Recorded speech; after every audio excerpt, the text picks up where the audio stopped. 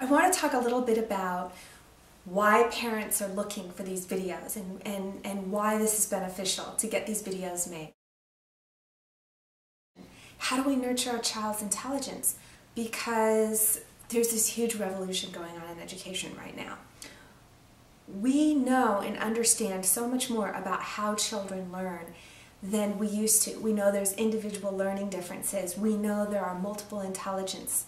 We know that a child has to be fully engaged. I'm also going to have some experts who talk about the neurology that takes place and the development of the neurology that benefits how the children can then learn at each individual stage. Play is so very important. Play is the work of children. Play is actually a human natural instinct.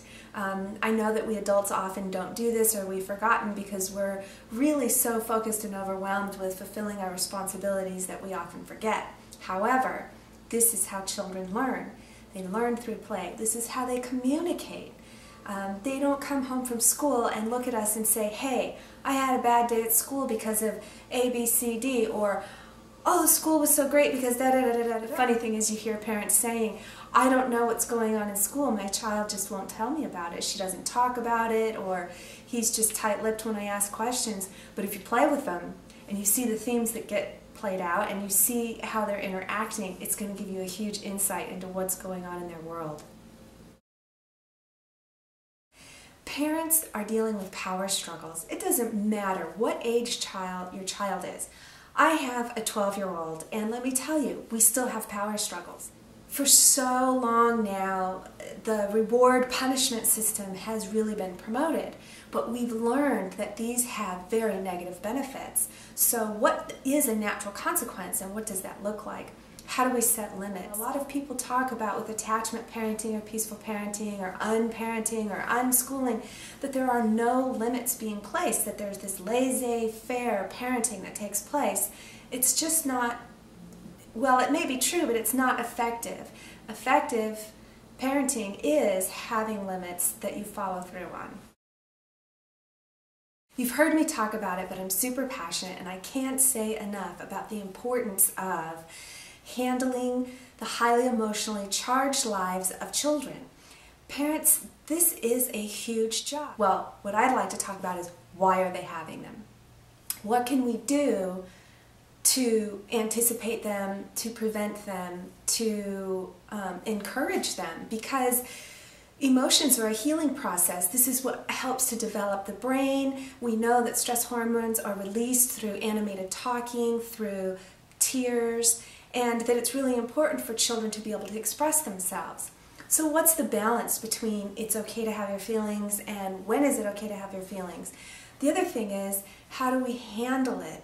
I can't tell you how many times I've seen a mom say, it's okay, sweetie, don't cry, big boys don't cry. You know, I just don't know why my husband can't express himself. There's a connection right there.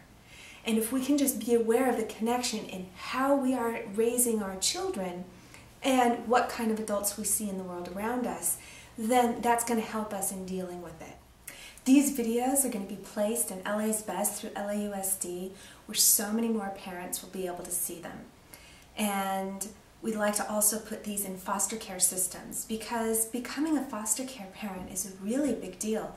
You're taking on a child who has been involved in a whole other environment with different adults, with different little world views, and you don't know how many different world views and how many different adults this foster child has been with. So when a foster parent brings them into their home, being able to use these tools and techniques from this video series on how to develop a compassionate communication that is effective, how to create that deep loving bond, how to set the appropriate boundaries and be consistent with them is going to be very important. Planned Parenthood, having a series of videos that talks about parenting and gives tools and techniques and gives young adults a sense of what the responsibility is to be a parent.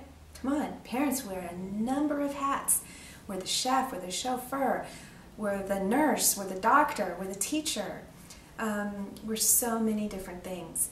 And these videos are going to highlight that. So, of course, putting them in family clinics will make sense.